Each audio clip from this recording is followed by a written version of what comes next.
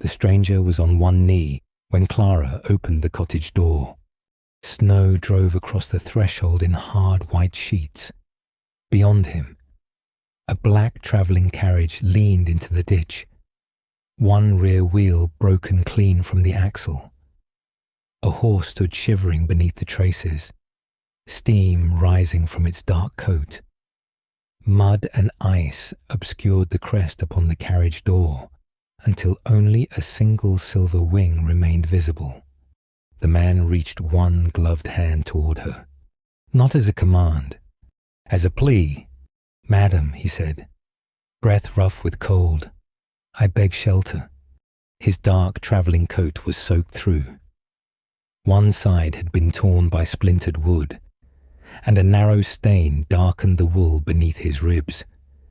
His face was pale under wind-tossed black hair, but his eyes remained clear and watchful. Clara tightened the patterned brown shawl over her cream gown. The parish cottage stood a mile beyond Westmere. "Doctor."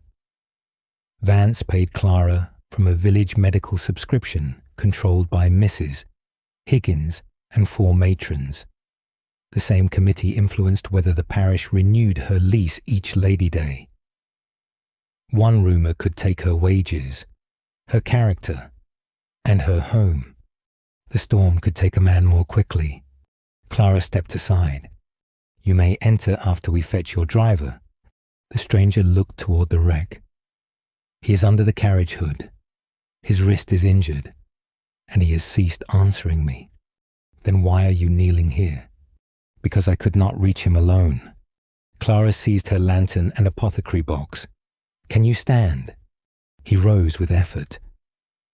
The movement opened his torn coat enough for her to glimpse a heavy signet ring beneath the edge of his glove, its face turned inward against his palm. Not the plain seal of a merchant. Something older. Something he had chosen to hide. She filed the detail away. Together they crossed the garden path. Snow had softened the wreck into a dark mound.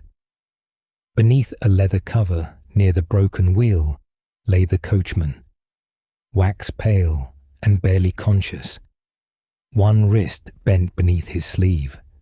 "Thomas Bell," he muttered when Clara touched his cheek. The stranger bent beside him. "Harris, stay awake." The coachman's eyes opened.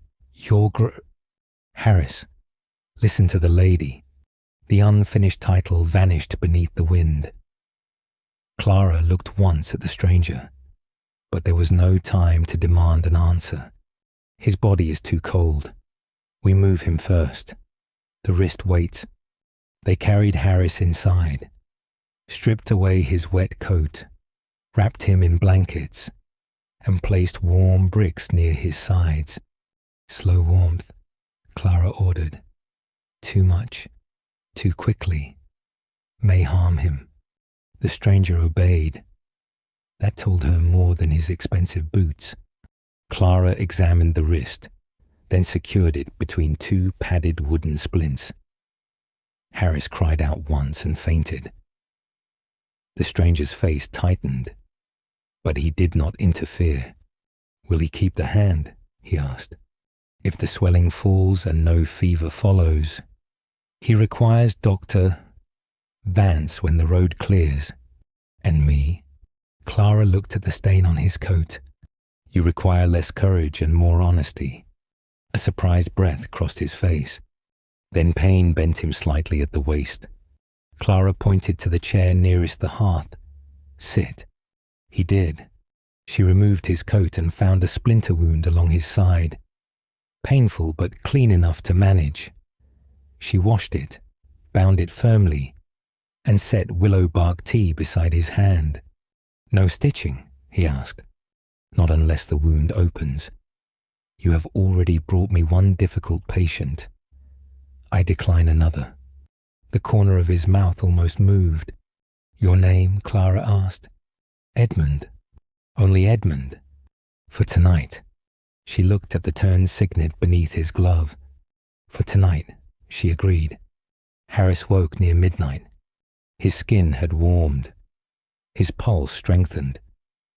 When Clara asked whether he could feel her fingers against his palm, he answered correctly. She loosened the wrist binding, checked the color of his hand, and secured it again. Edmund watched from the table, his cup of willow-bark tea untouched. "You should drink," she said. "It is bitter. It is medicine.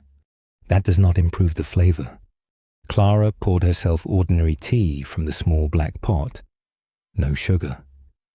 The sugar jar held enough for perhaps 6 cups, and Winter had not finished with them. Edmund noticed the difference between their cups.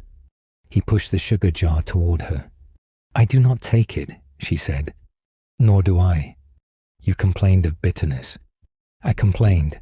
I did not surrender." Clara glanced at him over the rim of her cup. There it was, the first small warmth of the night, dry enough not to frighten either of them. Outside, the storm sealed the road. Inside, the cottage hearth breathed orange light over the apothecary box, the iron door bolt, and 2 men who had arrived without names Clara could trust. By morning, Harris could sit. The road remained buried, and Edmund insisted upon tending the horse in Clara's shed. She allowed him to carry water only if he left the bucket on the ground. He accepted rules poorly and followed them exactly. On the second day, Clara prepared fever powders and entered them in her patient ledger. Names filled the pages: infant cough, winter ague, sprained ankle, difficult labor, many endings with the same words, paid later or not paid. Edmund sat opposite, cutting clean linen into strips. "Why record debts you do not collect? So no one may claim I took more than I earned." His scissors paused. He asked who controlled the subscription and lease. Clara told him, "Mrs. Higgins wanted the post and cottage for a widowed niece. Dr. Vance disliked conflict. The parish trustees heard whichever voice arrived first. And if they learn I am here, they will call mercy impropriety, withdraw my wages and question my lease. Then I will speak. You will leave. Your word may silence Mrs. Higgins for an hour. Your absence will give her the remaining years." He set down the scissors. "What would protect you?" "A written character from Dr. Vance. A lease independent of the matrons. A paid appointment based upon work."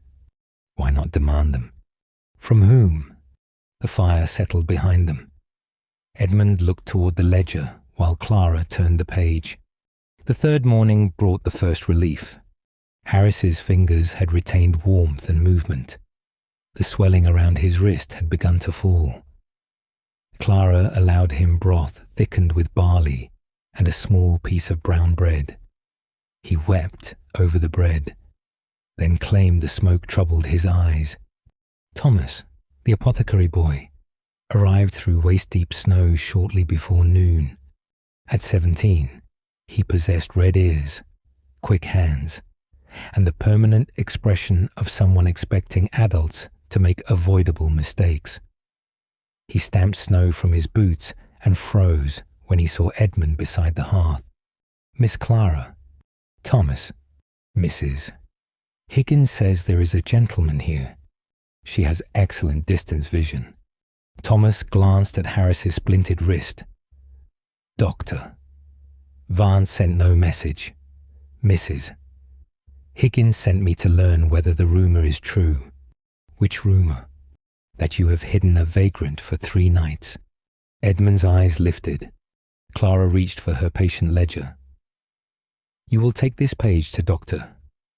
Vance. Harris suffered severe cold and a fractured wrist. He requires examination tomorrow if the road opens. Tell Dr. Vance exactly what I did." Thomas read the notes. "You saved his hand. The hand is not saved yet. It would have been lost if you left him outside. Mrs. Higgins had not expected Thomas to witness competence. Clara saw the possibility at once. "Copy the page before you leave," she said. "One copy for Dr. Vance. One for the parish medical book." Thomas understood. Evidence needed more than one home. While the boy copied, Edmund cleaned the small brass scale and arranged Clara's bottles by their labels. He did not ask permission to improve her system. He asked where each bottle belonged. That distinction mattered. When Thomas prepared to leave, Harris caught his sleeve. "Tell them," the coachman said, voice weak but clear. "Miss Clara kept me from freezing. Tell anyone who asks." Thomas nodded solemnly. Edmund rose and offered the boy a sealed note. Thomas looked at the wax. "There is no name." "There is enough." The signet impression showed a winged A. Thomas's eyes widened. Clara saw it. So did Edmund. He drew the note back before Thomas could study it longer and replaced it with an unsealed sheet. A second clue. The road opened the following afternoon. Doctor. Vance arrived in a hired gig and examined Harris beside the hearth. "This was well managed," he said. "The joint should hold. Your notes are exact. Mrs." Higgins entered before he finished, followed by two matrons.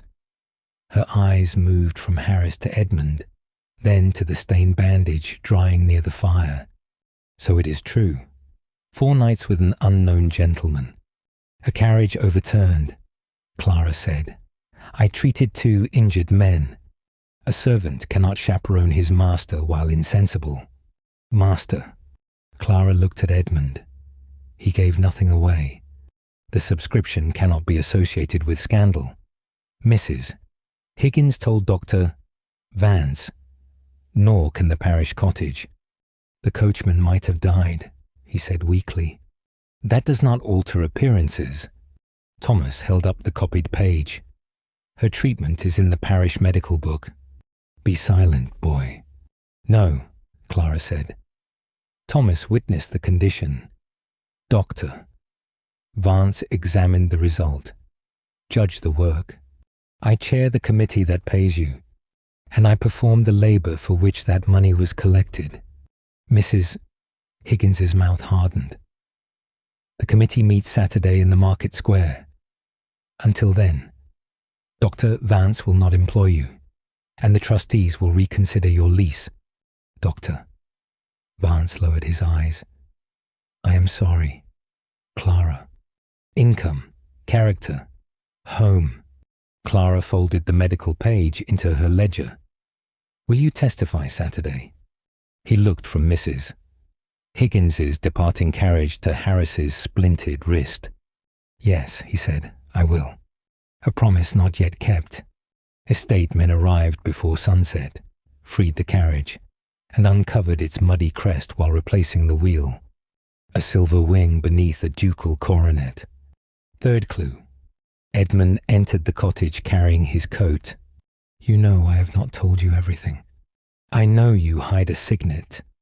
Harris nearly called you something beginning with Grace, and your carriage bears Ashbourne silver. Why did you not ask? You were my patient. Now you are leaving. I must, but I am not abandoning this. You cannot repair a village by sending gold. I had not intended to."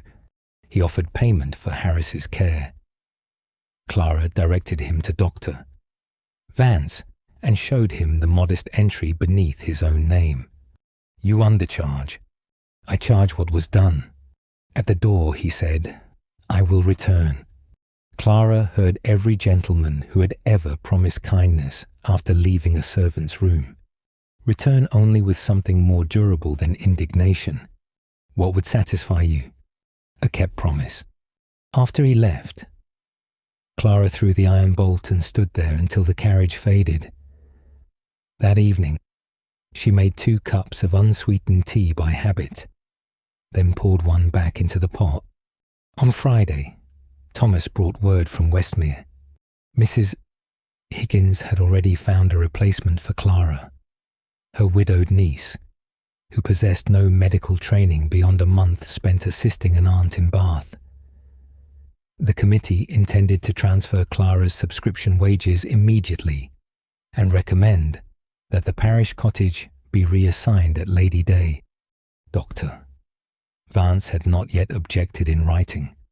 Clara read the message beside the dying fire. "Will you leave?" Thomas asked. "If the lease is taken, I shall have no choice." "You could go to Ashbourne." Clara looked at him sharply. Thomas flushed. "The Carriage crest. Everyone knows it. Everyone except the man who rode inside it." Apparently, Thomas sat opposite her. "Mrs. Higgins is telling people you tempted a nobleman. I did not even know his name." "Then say that Saturday." Clara opened the patient ledger. Names filled the pages. Mrs. Higgins's grandson, winter fever. Mrs. Higgins's husband, broken collarbone. The baker's infant, croup. The blacksmith's wife, difficult labor. Work witnessed by the people now preparing to turn their shoulders. Clara touched the edge of the paper. "I shall say more than that." Saturday dawned bright and bitter. Clara entered the crowded market square in her brown shawl, carrying the apothecary box and patient ledger. Thomas walked beside her with copies of Harris's treatment notes. Mrs. Higgins stood before the subscription room with the matrons and collection purse. Clara Hartwell endangered the medical subscription and parish cottage by receiving an unknown gentleman for several nights. Clara set down the apothecary box. He arrived injured in a blizzard. His coachman was close to death from cold. No one questions how eagerly you make yourself indispensable. Clara opened the ledger, judged the work. She read enough names to make memory uncomfortable. Then opened Harris's page. Thomas copied this before Mrs. Higgins entered my cottage. Doctor. Vance examined the patient afterward. Thomas stepped forward. Harris could not feel his fingers. Miss Clara warmed him slowly, splinted the wrist, and kept notes through the night. Your apprenticeship depends upon this committee. Mrs. Higgins warned. My apprenticeship should depend upon telling the truth. Clara looked toward Dr. Vance. He hesitated, then climbed the step. Clara's treatment was correct. Without her, Harris might have lost the use of his hand, perhaps his life. I dismissed her because I feared losing the matron's purse. That was cowardice, not medical judgment. He produced a written character and offered Clara a paid district medical post, contributing half the salary until an independent subscription could be established. Relief struck hard. Livelihood restored by evidence, witness, and a physician finally brave enough to sign his name. Mrs. Higgins recovered.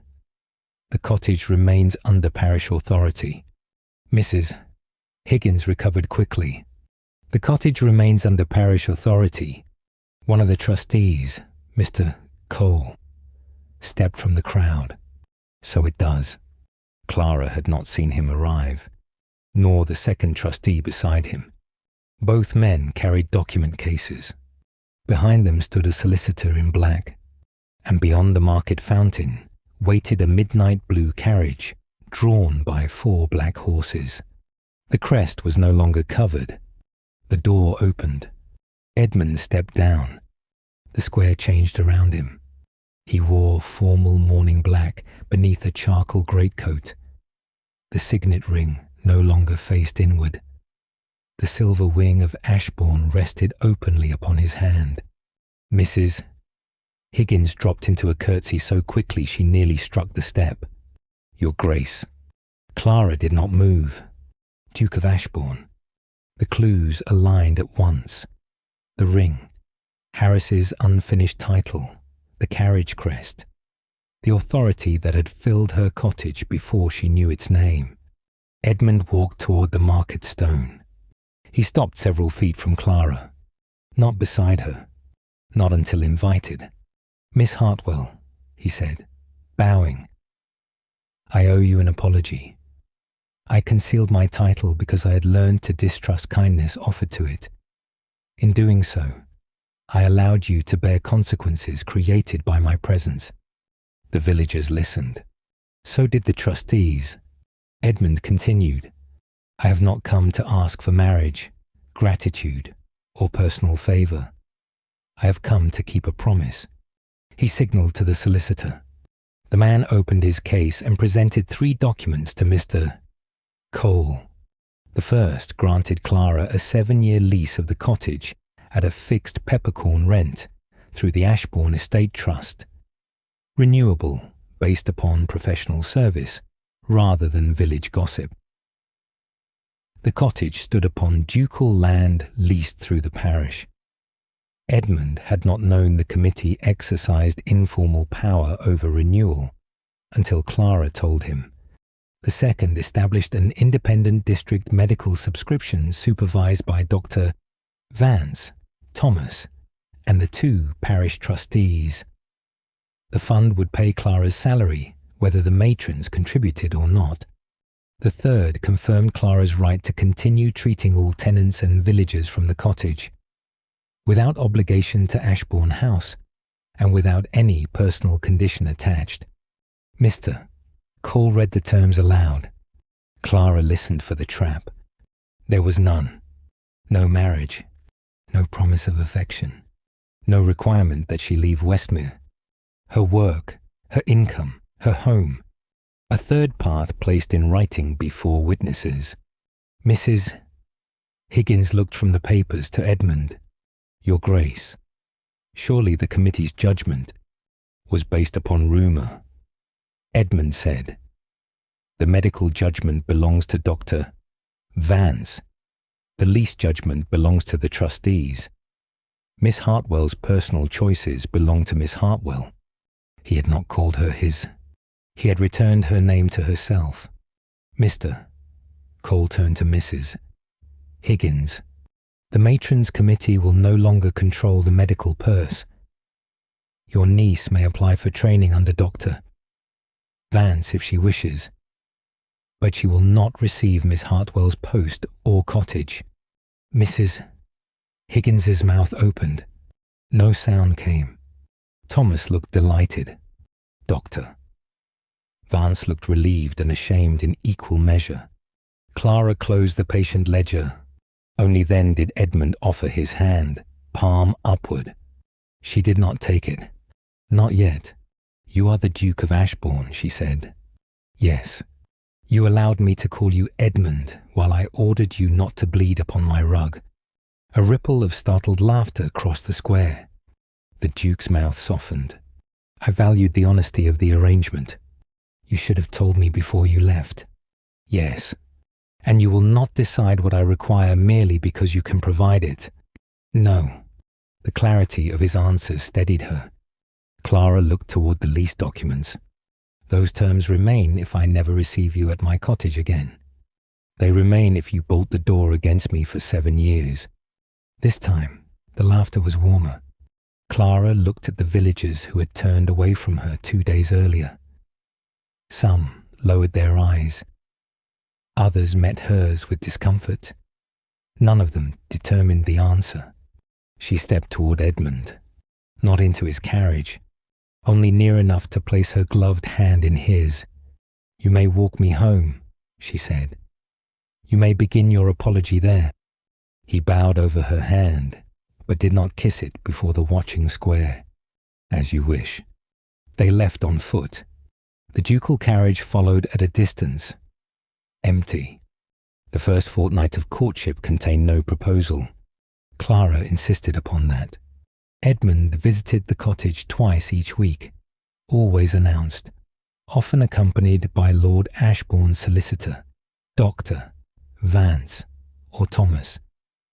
He sat at the kitchen table where he had once cut bandages and helped establish the new medical accounts.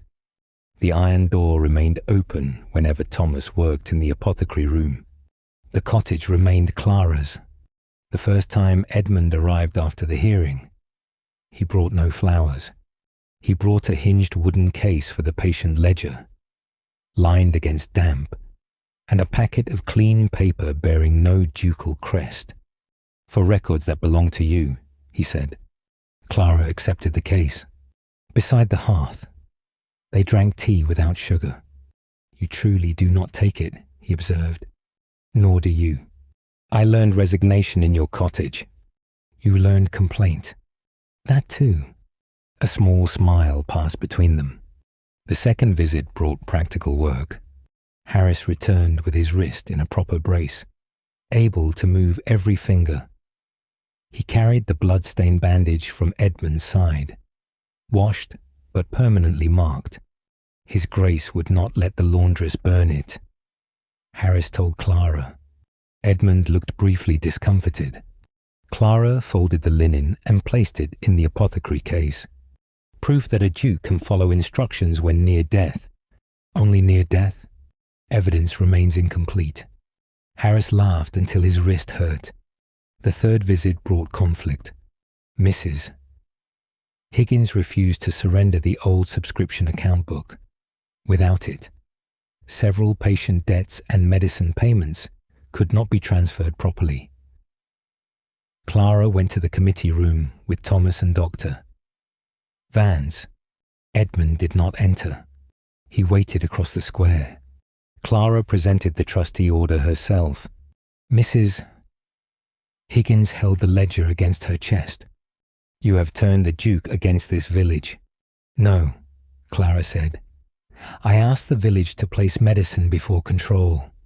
You think a title has chosen you." Clara kept her voice even. "No title has chosen me. I chose to open a door in a storm. I chose to attend the hearing. I choose to continue my work." "Doctor!"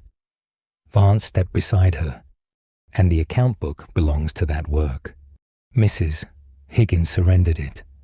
The consequence was neither exile nor public destruction. She lost control of the purse and the power to trade charity for obedience. She remained in Westmere, where she would have to watch Clara succeed without permission. That was sufficient. Trust grew through kept promises. Edmund never entered the cottage uninvited. He never mentioned marriage when Clara discussed medicines or rent. He funded the independent subscription through the estate trust, then removed himself from its daily decisions. Doctor Vance held medical authority. Thomas kept supply accounts. Clara controlled treatment and records. When she disagreed with Edmund over the location of a small infirmary room near the estate cottages, he brought the property map and listened while she explained that patients required a south-facing window and access to clean water. The infirmary was built where she chose. One wet afternoon, Clara found him at the cottage table copying labels for jars of dried lavender. His handwriting was elegant and entirely too large. "This will not fit the bottles," she said. "I am a duke. I am accustomed to larger territory. You are presently governed by glass." He started again. The domestic ease frightened her, less than the grand gestures once might have done, because it asked nothing from her except presence. At the end of the third week, Edmund came to the cottage with Mrs. Danvers, the Ashbourne housekeeper, and Mr. Cole, the parish trustee. The witnesses remained beside the hearth. Edmund stood near the doorway where Clara had first seen him on one knee in the snow. Outside, the broken carriage was gone. Early thaw darkened the lane, and the first green lavender shoots pressed through the sheltered garden bed. "I asked for shelter here," he said. "You begged." A brief smile touched his face. "I begged. You gave it before knowing my name. I would have done the same for any injured traveller. I know. That is why I trusted." He did not step closer. "Clara Hartwell, your lease, employment, and income are secured independently of me. if you refuse what I ask. Nothing changes except that I shall attempt to bear the disappointment with dignity. Mrs. Danvers looked politely at the fire. Mr. Cole studied the ceiling beam. Edmund opened his hand. Will you permit me to court you openly, with the intention of marriage only if, after time and written settlement, you choose it? Clara looked at the offered hand, then at her apothecary case, the new patient ledger, and the 7-year lease resting in the desk drawer. She had somewhere to remain, work to continue, a name no village matron could erase. Her answer did not purchase safety. It expressed desire. Clara crossed the room and placed her hand in his. Yes, on 3 conditions. I expected no fewer. I continue as Westmere's medical assistant. Yes, the infirmary remains under medical, not household, authority. Yes, and if your coach ever breaks another wheel, you walk to the door before kneeling in the snow. Mrs. Danvers's composure failed first. Edmund laughed, low and astonished. I shall instruct every wheelwright in England. He bowed and pressed one brief kiss to Clara's gloved knuckles. The courtship continued for another week before any settlement was placed before her. On the final morning of March, Clara sat in the Ashbourne library with Edmund, his solicitor, Dr. Vance, Thomas, Mrs. Danvers, and Mr. Cole as witnesses. Spring sunlight fell across the long table. A bowl of dried lavender stood beside the inkstand, sent from Clara's cottage. The proposed marriage settlement preserved Clara's cottage lease in her own name, secured a separate annual income, protected her medical appointment, and granted her authority over the estate infirmary and charitable accounts. Clara read every line. Then she changed 3. She removed a clause requiring residence at Ashbourne throughout winter. She added the right to train village girls in practical nursing and apothecary work. She required that the infirmary subscription remain independent of the Duchess's personal allowance, so no future disagreement within the family could close its doors. The solicitor sanded each amendment. Edmund signed after she did. Only then did he ask the question again, not as a duke offering rescue, as the man who had once knelt at her cottage door with snow in his hair and no title in his mouth. Clara, will you marry me? She looked across the table at Dr.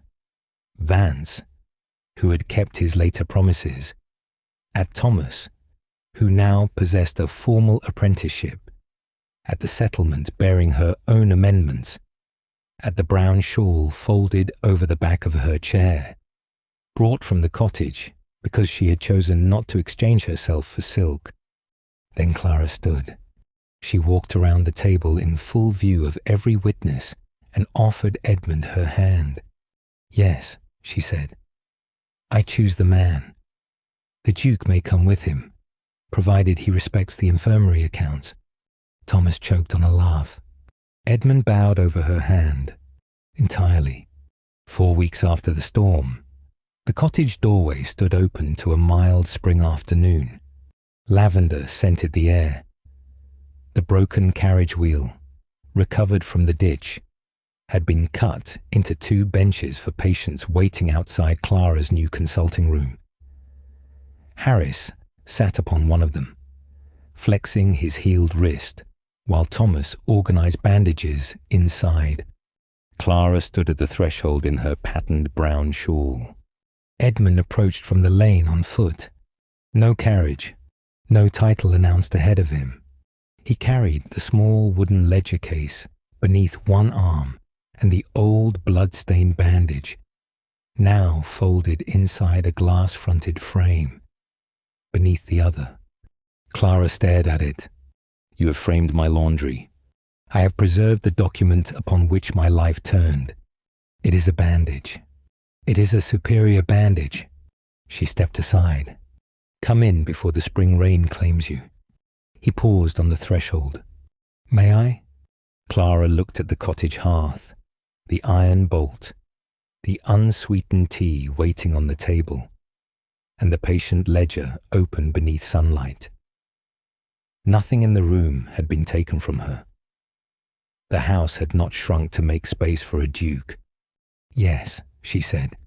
Edmund entered. Clara closed the door against the wind, but left the bolt untouched. She had once believed kindness made her useful, but never worthy of being chosen. Now her work, her home, and her name stood secure before love asked anything of her. The end. Altro. Stay a little longer beside the fire, where Clara's brown shawl dries near the hearth. The willow-bark tea has just been poured, and the kettle has begun to sing. Which moment stayed with you most? The stranger begging at the cottage door, Clara defending her work before the whole village, or Edmund waiting until her freedom was secured before asking for her heart? The truest shelter is the one that leaves the door open, and the choice entirely yours. Share your thoughts below, and subscribe. The kettle is always on.